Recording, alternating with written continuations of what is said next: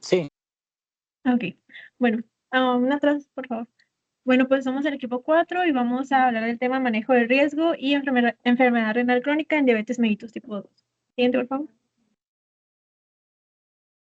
Bueno, primero vamos a dar unas recomendaciones respecto a la enfermedad renal crónica, que pues primero se tiene que evaluar la función renal, que esta se evalúa con la relación albúmina-creatinina en la orina y la tasa de filtración glomerular. Esto en personas con diabetes tipo 1 con una duración de más de 5 años y en todas las personas con diabetes tipo 2, independientemente del tratamiento que estén llevando.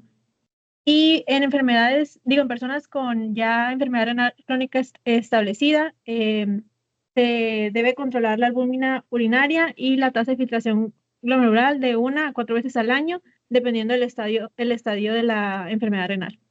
Siguiente, por favor.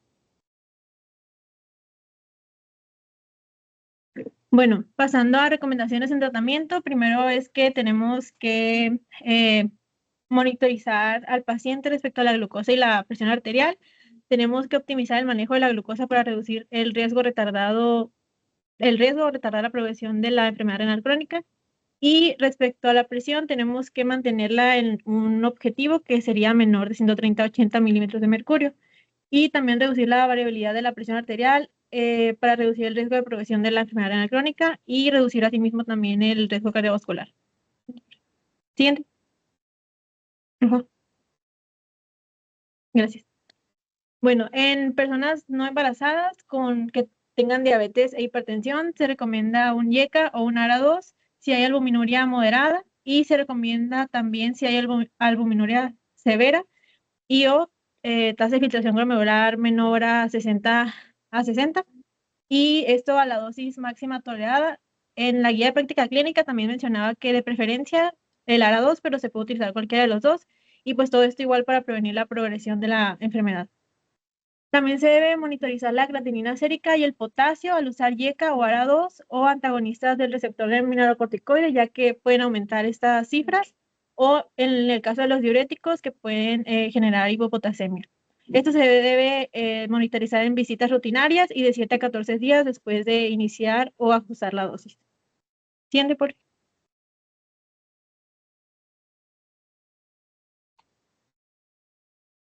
Gracias. Bueno, no se recomienda YECA ni ARA2 para prevención primaria de la enfermedad renal crónica en personas con presión arterial normal y relación albúmina-creatinina en orina también normal, que sea menor de 30 y tasa de filtración glomerular normal. Sí se recomienda el YECA o ARA2 si el aumento de creatinina es leve o moderado, siempre que no haya signos de depresión del volumen extracelular. Siguiente, por favor. Bueno, en personas con diabetes tipo 2 y enfermedad renal crónica se recomienda un inhibidor del cotransportador sodio-glucosa tipo 2 con beneficio demostrado para reducir lo que es la progresión a la enfermedad renal crónica y los eventos cardiovasculares, que ya lo habían comentado mis compañeros y el doctor.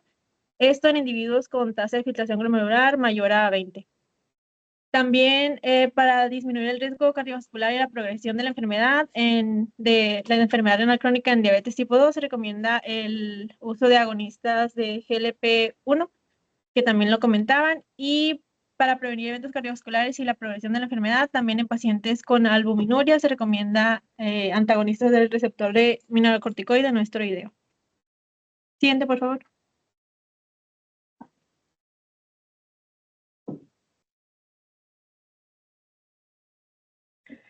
Y pues ya los medicamentos antihipertensivos potencialmente perjudiciales durante el embarazo deben evitarse en personas pues, que sean sexualmente activas o en edad fértil que no utilicen métodos anticonceptivos fiables.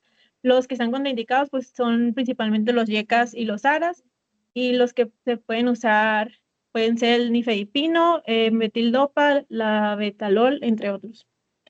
El objetivo pues, va a ser doctora, reducir algo. perdón. Aquí nada más te voy a comentar dos cosas. Una pregunta. Eh, Cuando dices los antagonistas de los receptores de aldosterona no esteroideos, ¿a qué medicamento te refieres? Mm,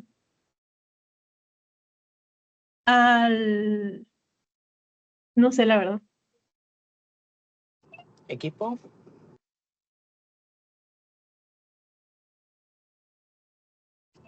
Ok, entonces, antagonistas de aldosterona, el más famoso y el más recetado es la espironolactona, pero este es esteroideo. Por eso es que varios de los efectos adversos que ustedes deben de repasar, porque son diuréticos y son medicamentos de lo que vimos el semestre pasado, es que es efectos, por ejemplo, en el hombre de ginecomastia.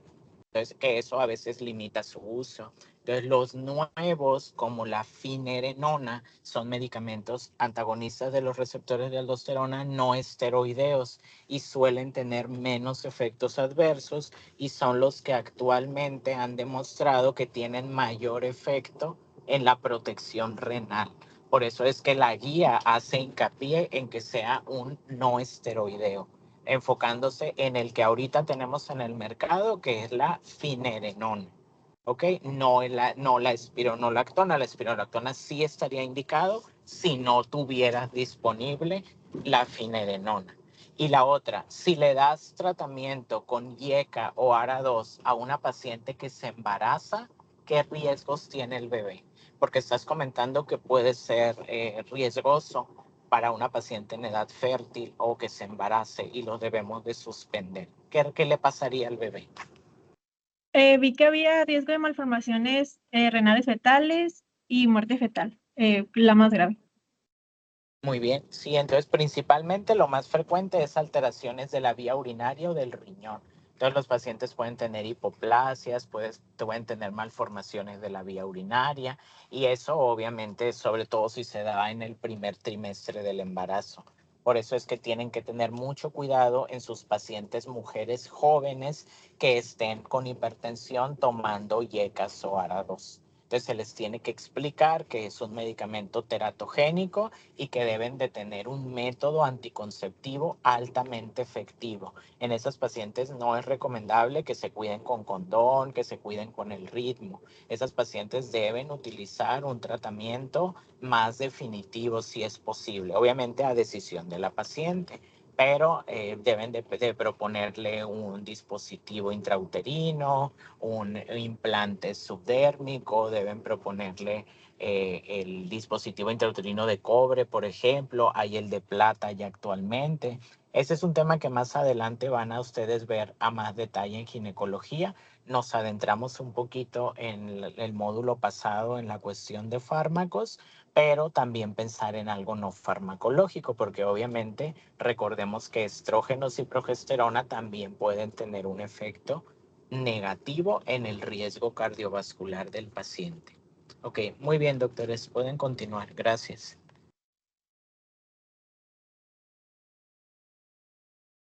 Bueno, para pacientes con enfermedad renal crónica en estadio G3 o superior que no dependen de diálisis, la ingesta de proteínas debe ser aproximadamente 0.8 gramos por kilogramo de peso corporal al día, lo mismo que una persona normal. Pero para las personas que ya llevan diálisis, se debe considerar una ingesta de proteínas de 1 a 1.2 gramos por kilogramo por día. Y pues ya como recomendaciones para derivar para evaluación con un nefrólogo si tiene niveles de albúmina urinaria en continuo aumento que no se pueden controlar, una tasa de filtración glomerular en continuo descenso que tampoco se puede controlar, o si la tasa de filtración glomerular es menor de 30. Siguiente, por favor.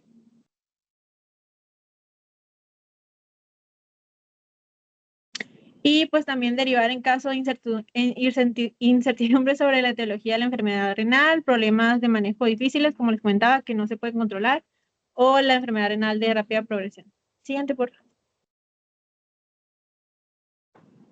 Bueno, estos tratamientos venían en la guía de práctica clínica, los anteriores son de la ADA, y aquí mencionaba que se pueden utilizar estatinas a dosis estándar en pacientes con enfermedad renal crónica mayores de 50 años o mayores de 18 años que tienen factores de riesgo cardiovascular como pues la diabetes o hipertensión. Todo esto pues para reducir los eventos cardiovasculares. También mencionaba el uso del hierro intravenoso, que es el de elección en las personas con enfermedad renal crónica que requieren suplementación, esto por su menor tasa de efectos adversos. Siguiente, por favor. Y ya pasando un poco a epidemiología, pues tenemos que en la población diabética, la enfermedad renal crónica afecta aproximadamente el 20 a 40% de los pacientes, lo cual es una cifra alta.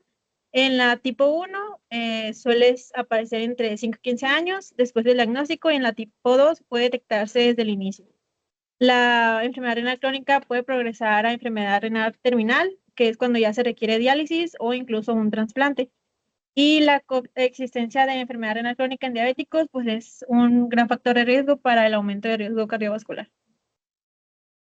Siguiente, por favor. Bueno, pasando con el diagnóstico, cómo hacer el diagnóstico de la enfermedad renal crónica que esté relacionada al diabetes. Siguiente, por favor. Para considerar que hay una enfermedad renal crónica relacionada al diabetes, deberíamos de tener las siguientes manifestaciones: lo que es una larga duración del diabetes, que lleven más de 5 años con diabetes, la presencia de retinopatía, albuminuria sin hematuria, macroscópica, es decir, que no se detecte en la sangre, y pérdida gradual de la tasa de filtración glomerular.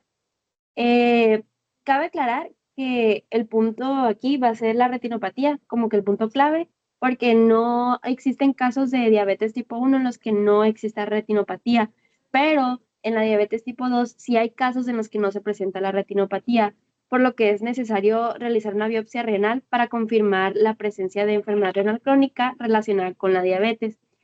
Y también aparte es necesaria porque pudiesen existir otras causas, o otra causa o múltiples causas, y es por eso que se necesita la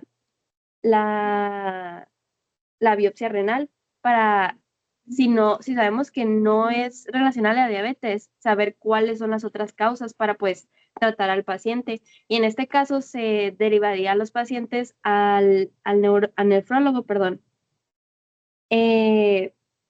Siguiente, por favor. También ¿es esa la siguiente, Rubí? Bueno, creo que se me pasó poner una imagen. Ah, es esa.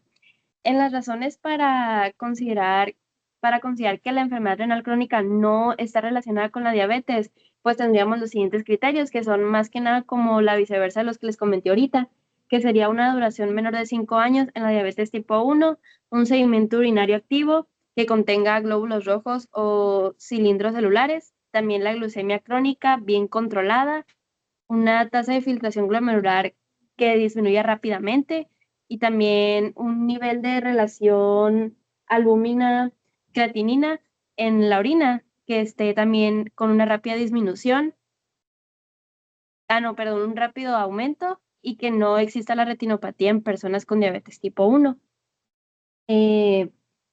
También para se me olvidó comentarlo, pero para la biopsia renal, como les comenté, es muy necesaria, pero en el caso que en algunos pacientes, cuando las otras posibles diagnósticos de la enfermedad renal crónica no modifica el tratamiento, pues no sería tan necesario hacer la biopsia.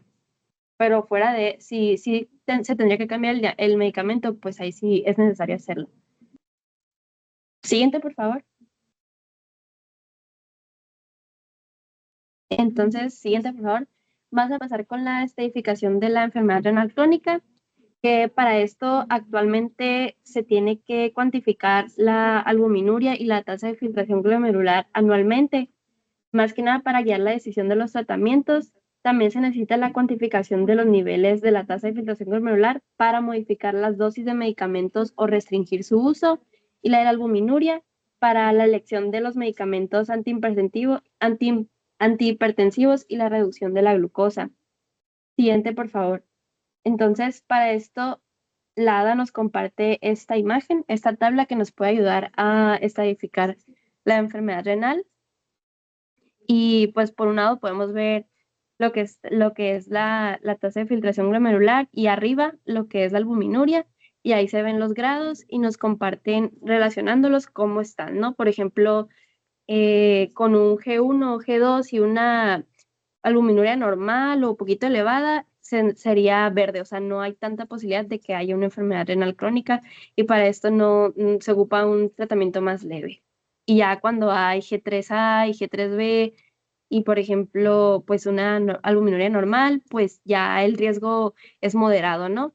Entonces, esa, pues igual ahí lo van a tener en la presentación y igual sale en la ADA para que lo chequen así ya específicamente. Siguiente, por favor.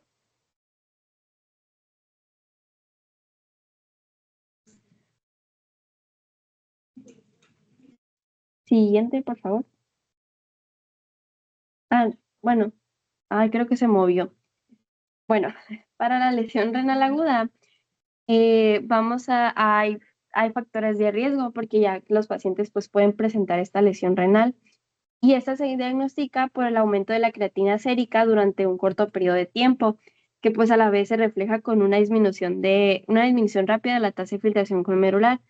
Y para esto hay varios factores de riesgo como es la diabetes y, y el uso de medicamentos que causan lesión renal como los AINES y también algunos tintes intravenosos y medicamentos que alteren el flujo sanguíneo renal y la hemodinámica intrarrenal, como lo podrían ser los diuréticos, los YECA, los bloqueadores de los receptores de angiotensina, etc. Siguiente, por favor. Entonces, para esto, pues la identificación y el tratamiento de la lesión renal es muy importante porque se asocia con un mayor riesgo de sufrir la enfermedad renal crónica. Y aquí hay que tener en cuenta unos puntos muy importantes, los cuales son que, pues, los antagonistas de los receptores de los mineralocorticoides aumentan el riesgo de la lesión renal aguda si son usados, no aumentan, perdón, no la aumentan si son utilizados para retardar la progresión de la enfermedad renal, que pues suelen ser usados, como ya lo comentó ahorita mi compañera. Y también los YECAs y los ARA2 no deben suspenderse por aumentos de la creatina sérica, ya que pues se podría llegar a confundir, pero realmente es lo que están haciendo estos fármacos, entonces no se tienen que quitar, ¿no?, de la terapia. Siguiente, por favor.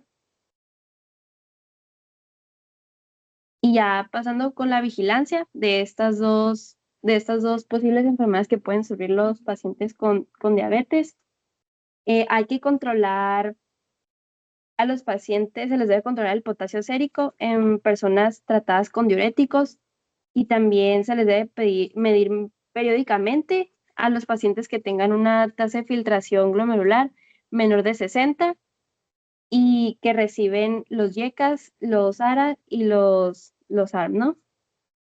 Y también se les debe minimizar la exposición a neurotoxinas a pacientes con la tasa de filtración glomerular más baja, ¿no? Y pues la albúmina, como la tasa de filtración glomerular, también es muy importante que se controle anualmente para permitir el diagnóstico oportuno de una enfermedad renal crónica. Siguiente, por favor. Y pues también igual aquí están unos criterios para que nos pueden ayudar a la detección de complicaciones seleccionadas de la enfermedad renal crónica, que es cuando ya el paciente tiene la enfermedad renal crónica y pues a estos pacientes se les tiene que estar supervisando constantemente lo que es la presión arterial, la sobrecarga de volumen, anormalidades electrolíticas, perdón, acidosis metabólica, anemia, enfermedades óseas metabólicas. Siguiente, por favor. Y pasando a la relación albúmina-creatina en la orina, en esos pacientes se debe evaluar igual anualmente porque ayudan a detectar cambios tempranos en la función renal.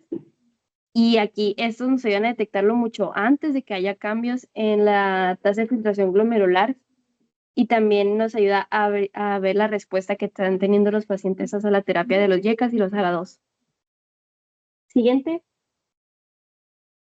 Y aquí hay algunos tips que nos pueden ayudar a intervenir la reducción de la albúmina, como son controlar la glucosa en la sangre, la presión arterial, pues los tratamientos con YECAs y ARAs, dejar de fumar, que los pacientes pierdan peso y el cambio de los patrones de alimentación y ya pues los tratamientos también con esos tratamientos. Siguiente.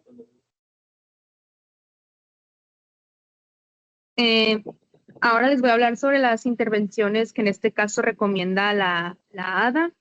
empezando pues por la nutrición, que en este caso en las personas que tienen enfermedad renal crónica en etapas de 3 a 5 que no son dependientes de diálisis, pues como se mencionó en diapositivas pasadas, pues se va a recomendar una ingesta de proteínas diaria pues de 0.8 pues para una mejor renoprotección, debido a que pues los niveles altos de proteínas en la dieta pues se han asociado pues en este caso con un aumento de la albuminuria y pues una pérdida más rápida de la función renal. Por eso se recomienda en este tipo de pacientes una dieta baja en proteína, ya que también se demostró que pues esta cantidad pues ralentizó el descenso de la tasa de filtración glomerular en estos pacientes. Sin embargo, pues esta evidencia pues fue más que nada realizada en pacientes que tenían pues enfermedad renal crónica sin diabetes mellitus, pero pues igual es una opción que nosotros podríamos considerar. Y en pacientes ya que tienen ya en diálisis, pues aquí es al revés, aquí se va a considerar pues una dieta que sea con una mayor cantidad de ingesta proteica, ya que estos pacientes al momento de realizarles la diálisis pues tienden a perder proteínas, aminoácidos, vitaminas, etcétera, y por lo tanto tienen una disminución de la proteína, de la energía proteica. Entonces por ello es recomendado en estos pacientes. También hay una recomendación sobre utilizar una dieta que tenga también la restricción de sodio a menos de 2.300 miligramos al día, ya que pues va a ser útil para controlar la presión arterial, que pues la presión arterial pues si no está controlada pues va a empeorar la enfermedad renal crónica en estos pacientes, y pues también para pues reducir lo que dije, el riesgo de la progresión a enfermedad renal crónica y el riesgo cardiovascular. Pero pues este tipo de dieta va a ser utilizada más que nada en estos pacientes donde tienen una alteración en la excreción urinaria pues de sodio y potasio.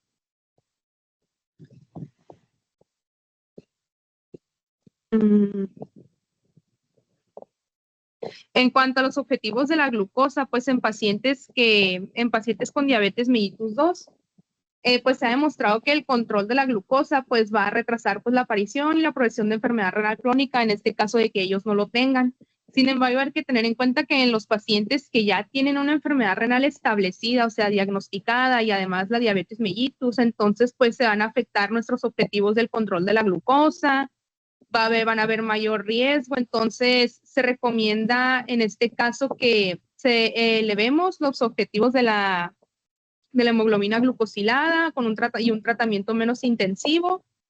Como se menciona en esta imagen, pues aquí vienen, además de los pacientes con enfermedad renal crónica, pues vienen otro tipo de paciente donde tenemos que aumentar los objetivos de la hemoglobina glucosilada.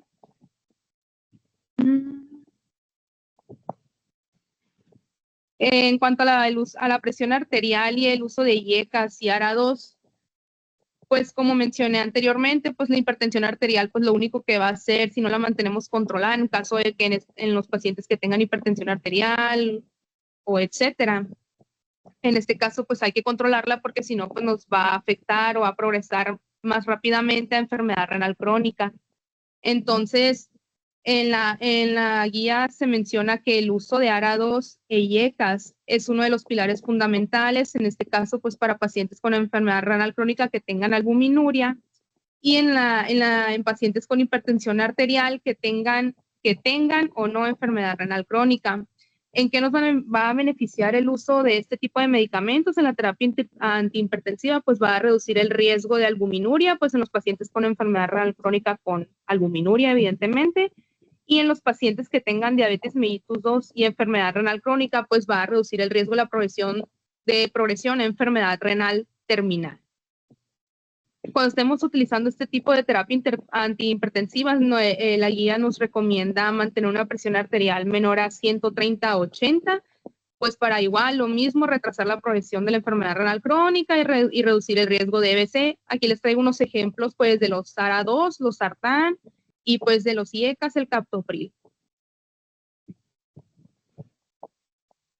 Y pues aquí les traje un pequeño dato extra, como se mencionó en la presentación pasada, que no se deben de utilizar pues una combinación del uso de IECAS y ARA2, porque en realidad lo único que va a hacer es aumentar los efectos adversos en estos pacientes, no va a haber una mejoría.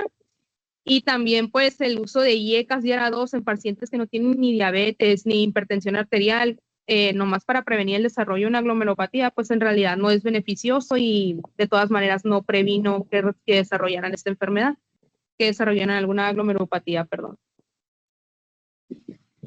En cuanto a los efectos renales directos de los medicamentos hipoglucemiantes, pues les voy a hablar sobre los inhibidores de la CGLT2, que la CGLT2 es una proteína que va a estar en los riñones, que tiene la función de reabsorber glucosa.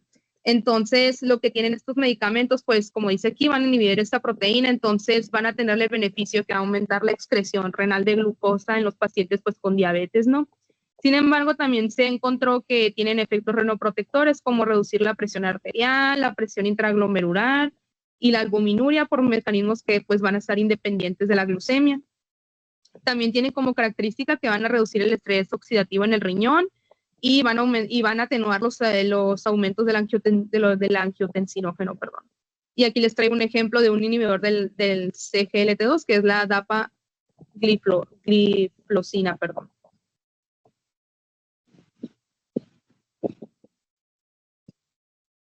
Ahora, en cuanto a la selección de medicamentos para reducir la glucosa en personas con enfermedad renal crónica y diabetes mellitus 2, pues hay que tener en cuenta que estos pacientes van a tener la tasa de filtración glomerular afectada.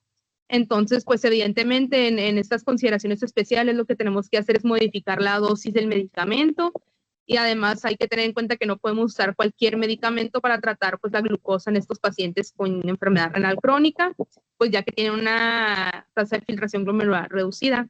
Como por ejemplo la metformina, pues está contraindicada en los pacientes que tienen una tasa de filtración glomerular menor a 30 mililitros por minuto, por lo que en caso de que la usemos, aunque dice que está contraindicado, pues si la llegamos a usar, pues hay que mantener un control de la tasa de filtración glomerular en estos pacientes. En este caso, pues nos recomiendan el uso de los inhibidores de la CLGT2 porque además de que se van a poder utilizar en personas con una tasa de filtración glomerular mayor a 20 mililitros por minuto, y además de que también tienen efectos beneficiosos sobre la enfermedad renal crónica, los que le mencioné anteriormente, y además de que van a prevenir el riesgo de una insuficiencia cardíaca. Y también nos recomiendan usar los agonistas del receptor de GLP-1, que aquí en la imagen está un ejemplo, que es la semaglutida, que en este caso pues van a ser utilizados en los pacientes que lo que predomina sea una enfermedad cardiovascular, entonces nos van a ayudar a reducir el riesgo cardiovascular en estos pacientes. Y ya por último, pues les traigo este pequeño esquema que es un algoritmo de recomendación de medicamentos para personas que pues tienen diabetes mellitus 2 y enfermedad renal crónica de la ADA y el CADIGO. Aquí les puse lo que significa cada icono y pues aquí está el esquema por si lo quieren checar más tarde. De igual manera acá abajo están los colores y lo que indica cada color, lo que significa cada cuadrito, la terapia primera línea, etcétera.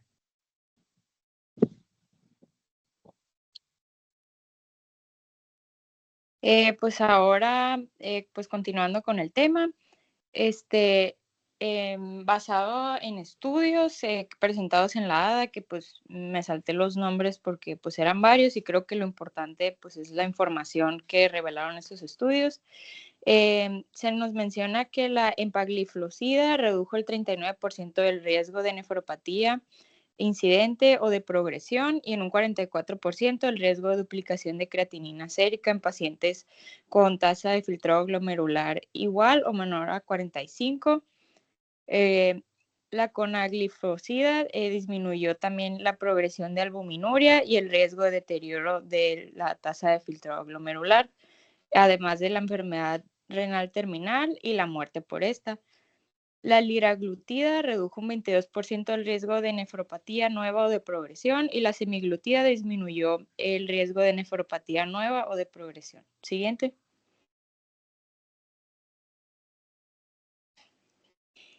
También hay un estudio que se realizó en pacientes con diabetes mellitus tipo 2 que tenían albuminuria severa, mayor a 300 miligramos en gramo. y tasa de filtrado glomerular de entre 30 y 90. Y el tratamiento con clonagliflozida mostró una reducción del riesgo de desarrollar enfermedad renal terminal, de la duplicación de creatinina o muerte renal o cardiovascular, y beneficios adicionales en eventos cardiovasculares, ya que pues hubo menos muertes cardiovasculares u hospitalizaciones por insuficiencia cardíaca y pues menos eventos vasculares, cardiovasculares como muerte cardiovascular, infarto y ictus no fatal. O sea que es bueno para lo cardiovascular y para lo renal. Siguiente.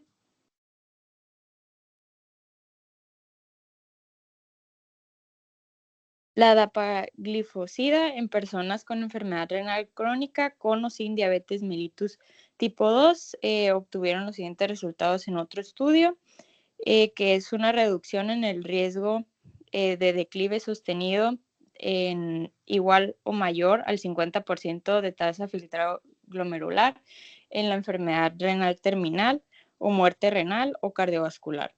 También una disminución en el riesgo de muerte cardiovascular o hospitalización por insuficiencia cardíaca y una reducción significativa de la mortalidad por cualquier otra causa. Siguiente.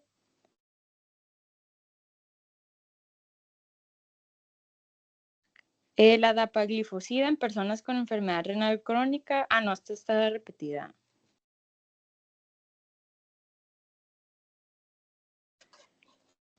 También se nos destaca que los inhibidores del cotransportador de sodio glucosa 2 han demostrado reducir las hospitalizaciones por insuficiencia cardíaca y también algunos eventos cardiovasculares. Se recomienda el uso de estos, ya que puede reducir también los eventos renales y cardiovasculares en personas con enfermedad renal crónica, independientemente del control glucémico, y especialmente si estas personas presentan albuminuria o pérdida de la función renal documentada. Siguiente.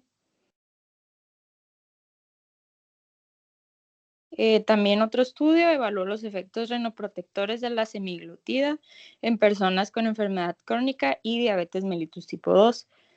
Todos los participantes tenían una albuminuria igual o mayor a 100 miligramos por gramo. Pues el desenlace primario que se estaba investigando aquí era un evento renal mayor, o sea que la tasa de filtrado glomerular cayera más de un 50%. Tasa de filtrado glomerular persistente menor a 15, inicio de diálisis o trasplante, muerte renal o cardiovascular. Pues los resultados más importantes fue la reducción en el riesgo del desenlace primario en el grupo con la semaglutida, y la semaglutida pues también mejoró la hemoglobina glucosilada, la presión arterial y el peso corporal. Siguiente. Los antagonistas del receptor de mineralocorticoides, pues históricamente han sido poco estudiados en personas con diabetes y enfermedad renal crónica debido al riesgo de hiperpotasemia, aunque se han demostrado que reducen la albuminuria. Existen pues algunos de estos medicamentos que son esteroideos y no esteroideos, como ya se mencionó. Y los hallazgos que se hagan en un grupo, o sea, no se puede asumir que van a ser iguales en el otro, es por esto que se tienen que hacer estudios para los dos. Siguiente.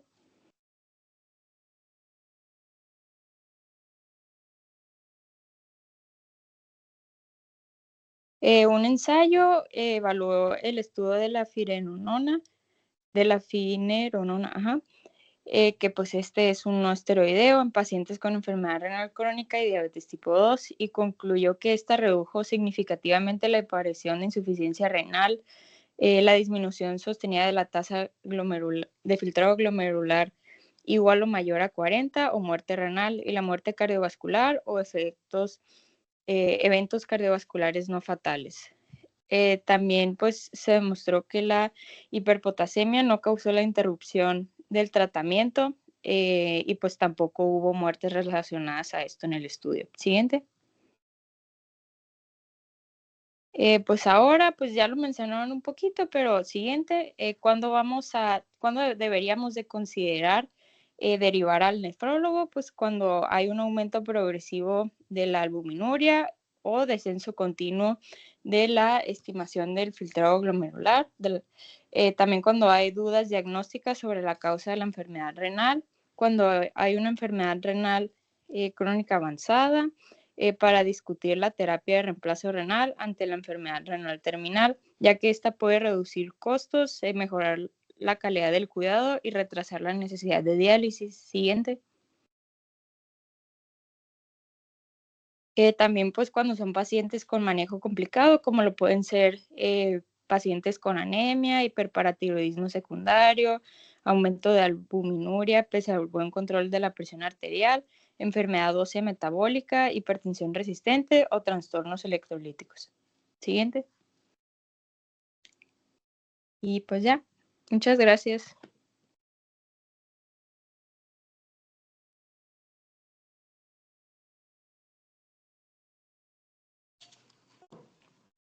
Ok, doctores, como se dan cuenta, hay varios temas que tienden a ser algo repetitivos porque en todos los tópicos, enfermedad cardiovascular, ahora enfermedad renal, los grupos farmacológicos prácticamente son los mismos. Pero vean cómo hay ciertas características que debemos cuidar ante un paciente con enfermedad renal crónica y además diabetes. Vean la importancia de la diferencia entre diabetes 1 y diabetes 2, ya que en diabetes 2 consideras que el paciente antes de diagnosticarse ya tenía problemas de la glucosa. Por eso empiezas a buscar desde el diagnóstico problemas renales. Recordemos que las complicaciones van de la mano, microvasculares con microvasculares. Entonces, retinopatía y nefropatía van de la mano. Por eso es que es muy raro que un paciente tenga una sin tener la otra, sobre todo en diabetes tipo 2. Y lo de la biopsia, los doctores lo explicaron bien, pero quiero que no se vayan a confundir. La biopsia renal es muy raramente se hace. ¿Por qué? Porque en la gran mayoría de los casos el nefrólogo sabe que el paciente tiene una nefropatía diabética, aunque es el estándar de oro, es el estudio que nos va a diagnosticar al 100% la nefropatía diabética, pero lo hacen solo en casos donde les queda duda, donde consideran que pudiera haber algo más, alguna glomerulopatía, algún proceso autoinmune, alguna otra alteración. Entonces, si ellos consideran que es el curso de la enfermedad, es la diabetes, no hacen biopsia e inician tratamiento sin biopsia.